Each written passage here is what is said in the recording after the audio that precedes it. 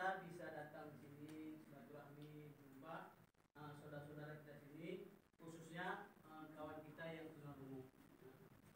Dan kita selawat pada Nabi Muhammad SAW yang mudah korban harta, diri, masa untuk dakwahkan agama. Sekarang kita beriman kepada Allah Subhanahu wa taala. Alhamdulillah kita datang sini niatnya supaya kita ini silaturahmi, bermusyawarah, sama-sama belajar bagaimana kita ini bisa amal agama sempurna. Kita datang sini supaya nanti kita jumpa Allah. Allah tanya, kau udah pernah jumpa dengan saudara-saudara di Kalimantan ya? Oh ya Allah, untuk apa kau jumpa mereka? Kami Allah jumpa sama-sama bicara-bicara kebesaran-Mu ya Allah. Oh, ya Allah perintahkan kita semua nanti masuk surganya Allah Subhanahu wa taala. Alhamdulillah. Amin. Sekarang kita nih orang-orang tunarungu, orang-orang yang Allah beri kelebihan sedikit, bisa amal agama, dakwah. Sekarang alhamdulillah orang tunarungu bisa dakwah negeri jauh, Brunei sudah, India sudah. Insya Allah kalau kita sama-sama korban bantu tunarungu bisa dakwah nanti ke negeri-negeri Amerika. Ini ada kawan kita. Ini ada kawan kita tunarungu, alhamdulillah udah belajar agama, udah belajar sedikit menyampaikan agama, belajar menyampaikan agama. Penting alhamdulillah kita sedikit dengar lihat cerita bagaimana kawan-kawan kita yang dulu belum ikut dakwah, belum belajar agama, bagaimana cerita dulu, dan kita tengok sekarang bagaimana udah ikut belajar agama, udah belajar dakwah. Ini ada teman kita di Rizky gitu.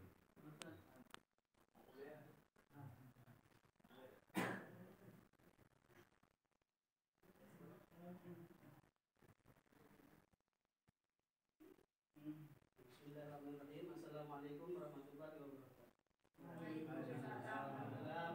Saya tunarungu. Nama saya Rizky. Saya Jamil.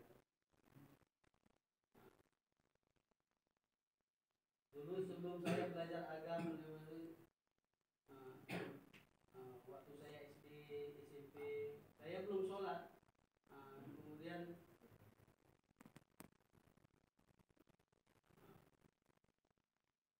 ada satu orang datang kepada saya, menasihati saya untuk belajar agama, tetapi saya sibuk.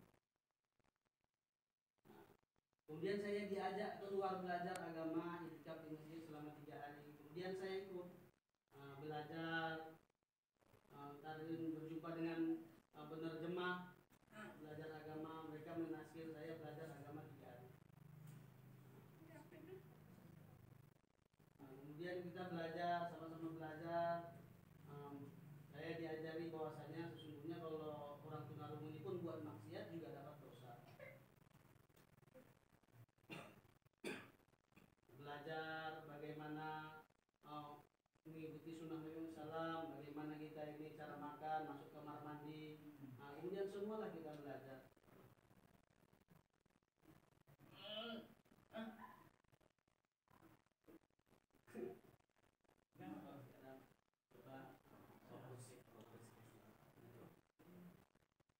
Alhamdulillah beliau sampaikan sesungguhnya Allah Subhanahu wa taala Maha Besar, Maha mengetahui. Allah Subhanahu wa taala Maha melihat, Maha mendengar. Allah Subhanahu wa taala Maha mencipta yang memberikan rezeki. Allah Subhanahu wa taala Maha Esa, la ilaha illallah. Sesungguhnya Allah Subhanahu wa taala telah menciptakan 7 lapis langit, bumi, bulan, bintang, matahari. Kalimat la ilaha illallah ini luar biasa. Allah Subhanahu wa taala telah menciptakan kurang lebih 18.000 jenis makhluk. Ada onta, kambing, singa, monyet, ulat, burung. Kemudian ada rusa. Ada di antara kita yang bisa memberi makan makhluk, tidak bisa. Bahkan kita pun diberi makan oleh Allah Subhanahu wa taala. Allah lah yang Maha memberi rezeki. Orang yang taat kepada Allah Subhanahu wa taala, mengikuti sunnah Nabi Muhammad SAW, maka di dunia dia akan sukses. Tetapi orang yang ingkar, tidak mau taat kepada Allah, tidak mau ikut Rasulullah SAW, maka di dunia ini dia akan gagal, kemudian dimasukkan ke dalam neraka. Alhamdulillah hadirin yang dirahmati Allah, banyak lagi yang tidak kita mau sampaikan belajar agama, tapi kita tengok waktu kita ini sedikit. Alhamdulillah kita ini semua niat terus belajar agama. Orang tunarungu, orang normal, sama-sama kita ini harus belajar agama. Kenapa? Karena kita ini tunarungu sama-sama orang normal, sama-sama wajib. Kita ini semua harus masuk ke dalam surga. Contohnya kalau orang tunarungu buat maksiat dapat dosa, nanti masuk neraka bagaimana? Maka ini orang-orang normal juga harus sama-sama bantu kasih tahu, belajari orang-orang tunarungu. Karena kalau orang-orang tukang foto kena foto, orang tunarungu itu nggak tahu dia apa bagaimana agama.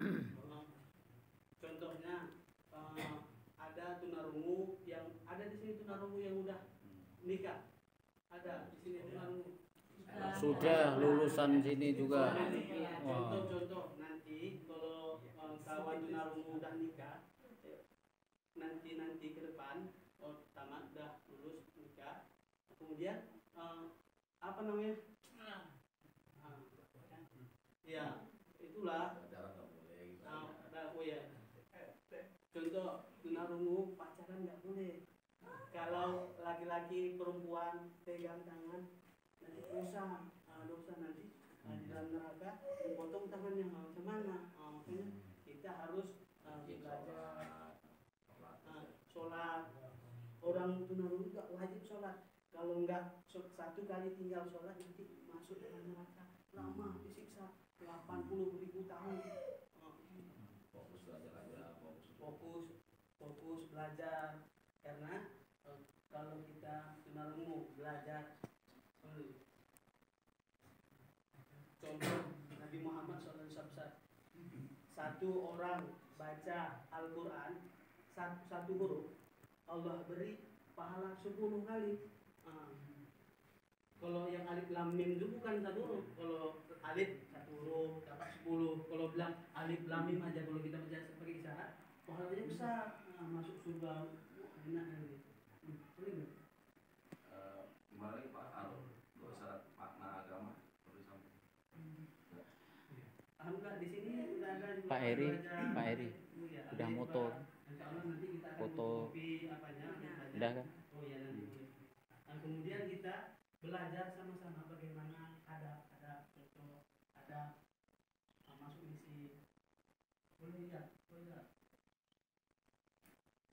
ada visi.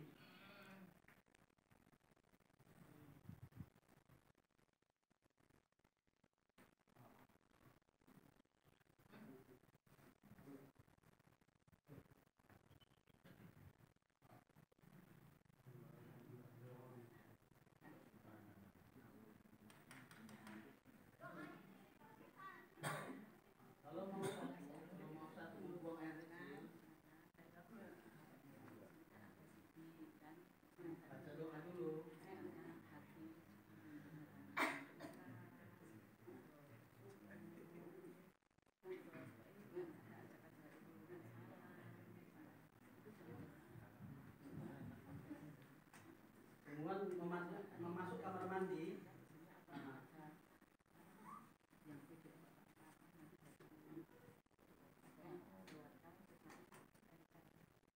Boleh Ibu mau masuk sini? Masuk, tidak apa-apa.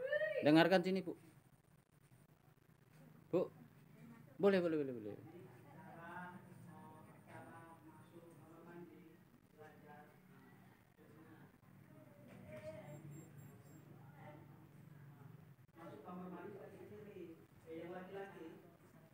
Silakan Bu, monggo. Tidak dengar kalau di buku.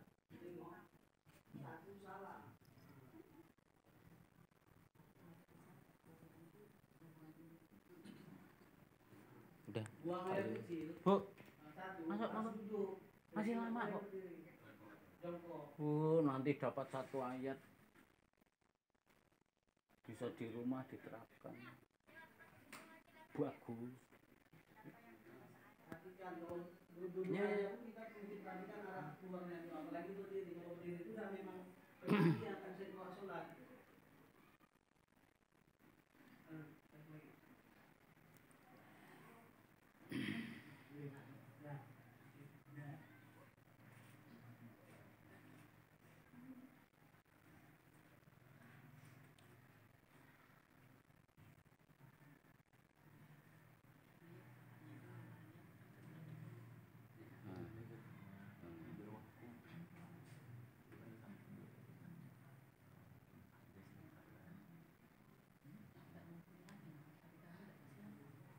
Kemudian duduk sunnah Nabi Muhammad SAW kalau mau buang dua itu seperti ini Pak duduknya.